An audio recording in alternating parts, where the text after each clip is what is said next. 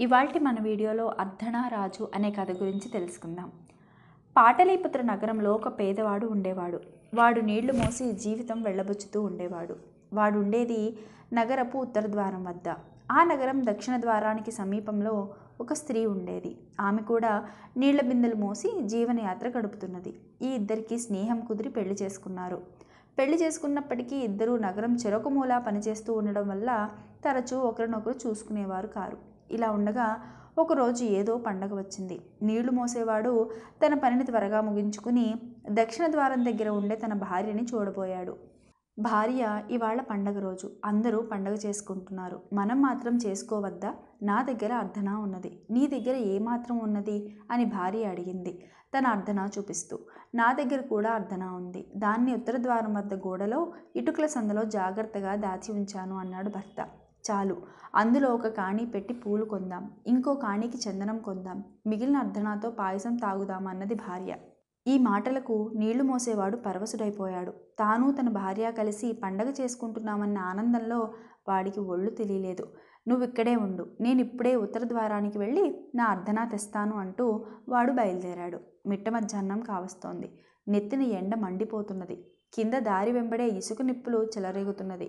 కానీ ఆనందంలో నీళ్లు మోసేవాడికి ఎండా తెలియలేదు, కాళ్లకు వేడి తెలియలేదు. వాడు చాలా ఉత్సాహంగా గెంతుతూ పాడుతూ ఉత్తర ద్వారం కేసి పోతున్నాడు. రెండు ద్వారాలకి మధ్య మార్గంలో రాజుగారి మేడ ఉన్నది. రాజు పై అంతస్తులో నిలబడి చూస్తుంటే ఎండను లక్ష్య పెట్టకుండా కాళ్ళు కాలుతున్న సంగతి కూడా తెలియకుండా పాడుతూ వెళుతున్న నీళ్లు మోసేవాడు కనిపించాడు. రాజుకి వాణ్ణి చూసి ఆశ్చర్యం వేసింది. వాడి ఆనందానికి కారణమేమిటో తెలుసుకుందామని ఆయన నౌకర్ని పిలిచి ఆ పాడుతూ వెళ్లేవాడిని నా దగ్గరికి పట్టుకురండి అని ఆజ్ఞాపించాడు. భటులు వెళ్ళి నీళ్లు మోసేవాడితో, ఏయ్, రాజుగారు రమ్మంటున్నారా అన్నారు. నాకు రాజుగారితో ఏం పని, నేనాయన నెరుగను అన్నాడు నీళ్లు మోసేవాడు తన దారిన తాను వెళ్ళడానికి సిద్ధపడుతూ. రాజ్యభటులు వాణ్ణి పట్టుకుని బలవంతాన రాజు దగ్గరికి ఈడ్చుకు వెళ్లారు. రాజుగారు వాణ్ణి చూసి, ఏమోయ్, పైన నెత్తి కింద కాళ్ళు మండుతున్నా లెక్క చేయకుండా ఎక్కడికి పోతున్నావు అని అడిగాడు. అయ్యా, నా గుండెలో ఇంతకన్నా వేడి అయిన కోరిక ఉండడం వల్ల నాకు ఈ ఎండ వేడి తెలియడం లేదు అన్నాడు నీళ్లు మోసేవాడు. అదెంత గొప్ప కోరికో అనుకుంటూ రాజు, ఏమిటా కోరిక అని అడిగాడు. అయ్యా, ఇవాళ పండగ, నా భార్య దగ్గర అర్ధనా ఉన్నది. నేను ఉత్తర ద్వారం వద్ద గోడలో ఇటుక సందున అర్ధనా దాచుకున్నాను. ఇద్దరు డబ్బులు కలిసి అణా అవుతుంది. అందులో కాణీ పూలు, కాణీకి చందనం కొని మిగిలిన అర్ధనాతో పాయసం వండుకుని ఇద్దరం హాయిగా పండగ చేసుకుంటాం. అందుకే బయలుదేరాను. నేను నా అర్ధనాన్ని తీసుకుని తిరిగి దక్షిణ ద్వారానికి వెళ్ళాలి. అప్పుడు పండుగ చేసుకోవాలి. నా భార్య కాచుకుని ఉన్నది. అందుచేత త్వరగా నన్ను పోనివ్వండి అన్నాడు నీళ్లు మోసేవాడు. ఇది విని రాజు నివ్వెరపోయాడు. ఇంకా వచ్చినంత దూరం వెళితే కానీ ఉత్తర ద్వారం రాదు. దానికి రెట్టింపు నడిస్తే గాని మళ్ళీ దక్షిణ ద్వారానికి చేరుకోవు. ఎందుకంత శ్రమ? నేను అర్ధనా ఇస్తాను. నీ భార్య వద్దకు తిరిగిపోయి పండగ చేసుకో అన్నాడు రాజు. చిత్తం, తమరిచ్చే అర్ధనా తీసుకుంటాను, నా అర్ధనా కూడా తెచ్చుకుంటాను అన్నాడు నీళ్లు మోసేవాడు.